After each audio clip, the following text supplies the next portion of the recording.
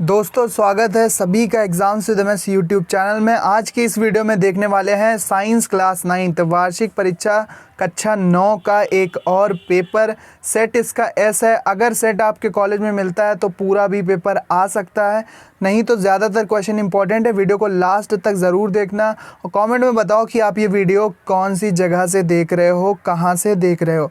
3 घंटे आपको टाइम दिया जाएगा। 70 नंबर का पेपर है। S science class 9th code इसका एस है। ज़्यादातर क्वेश्चन इंपॉर्टेंट है। हो सकता है कि ये पूरा ही पेपर बिल्कुल सेम भी आ सकता है, नहीं तो ज़्यादातर क्वेश्चन इंपॉर्टेंट है, वो तो इंपॉर्टेंट हैं तो फिर आएंगे ही आएंगे ज़्यादातर क्वेश्चन इसके।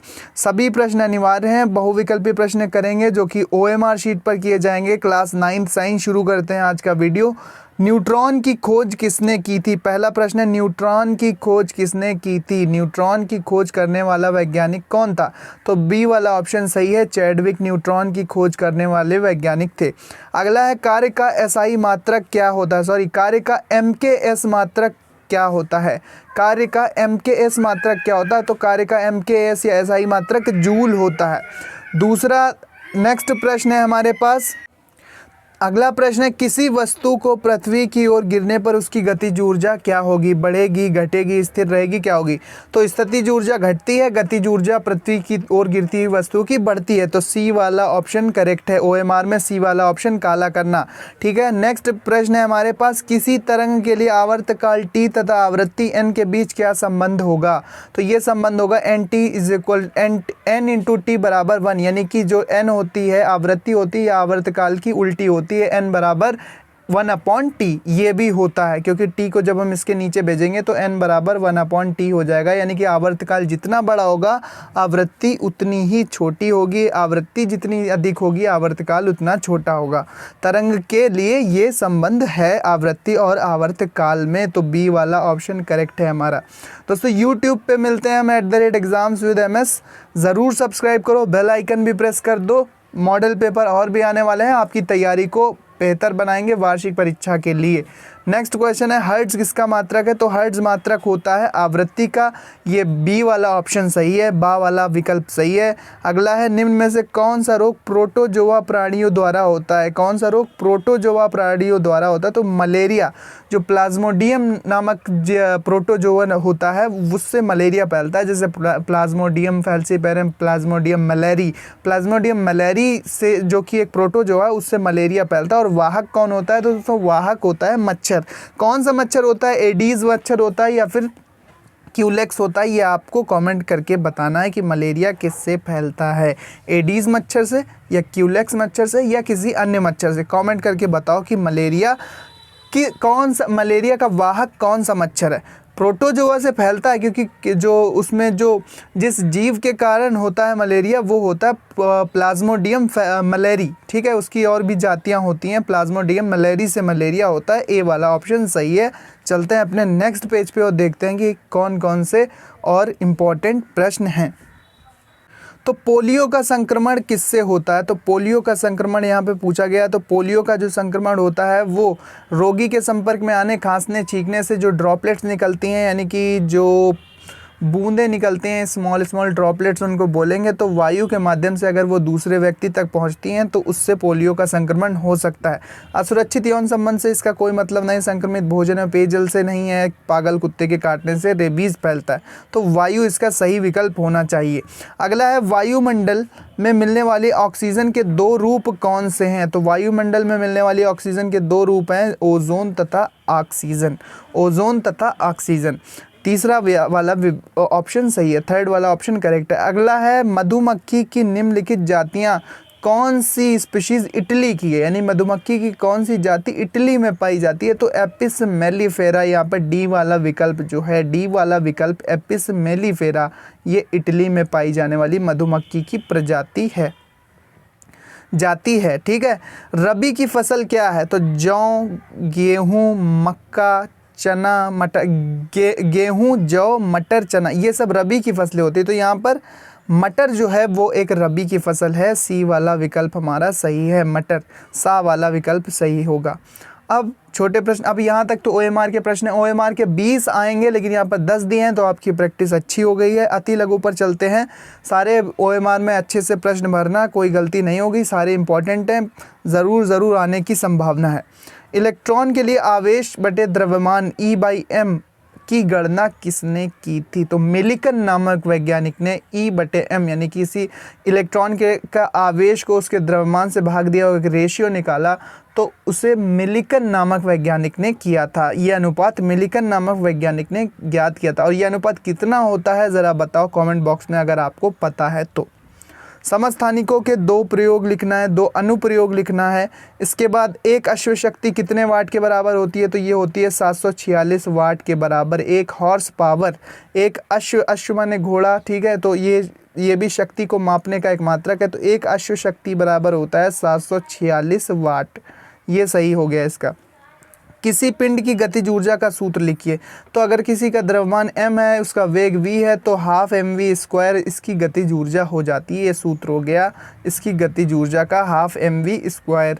अगला है दोलन गति से क्या तात्पर्य है? जब कोई पिंड एक माध्य स्थिति के इधर उधर लगातार गति करता है तो उसे दोलन गति कहते हैं। ठीक है, ये एक आवर्त काल में एक स्थान से दूसरे स्थान तक जाता है और दूसरे स्थान से फिर अपने मूल स्थान पर वापस आ जाता है, तो इसे दोलन गति कहते हैं। तो जैसे झूले की गति, जैसे घड़ी के पेंडुलम की गति, ये सारी दोलन गति हैं।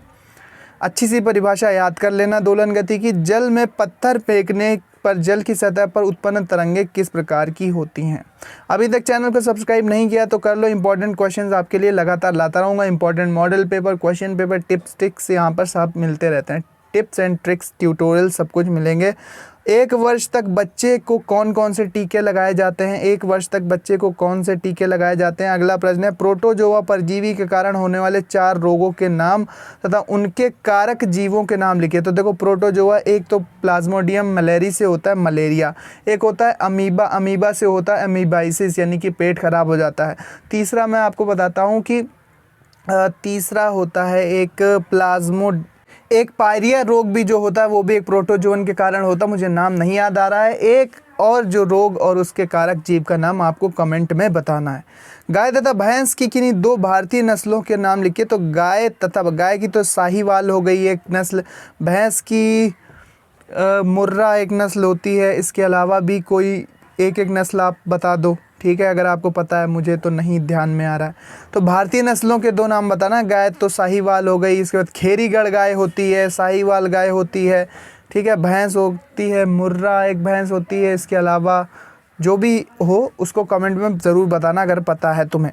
चलते हैं नेक्स्ट पेज पे। अगला प्रश्न जो है हमारे पास वो है कि अंतरा फसली प्रणाली का क्या अर्थ है? अंतरा फसली प्रणाली का क्या अर्थ है? अब लघु उत्तरीय क्वेश्चन आ गए हैं जो कि दोस्तों जो कि अधिक नंबर के हैं, ज़्यादा नंबर के हैं। पिछले वाले क्वेश्चन दोस्तों कम नंबर के हैं, अब लघु उत्तरीय थोड़ा बड़ा आंसर और ज़्यादा नंबर आपको मिलता है।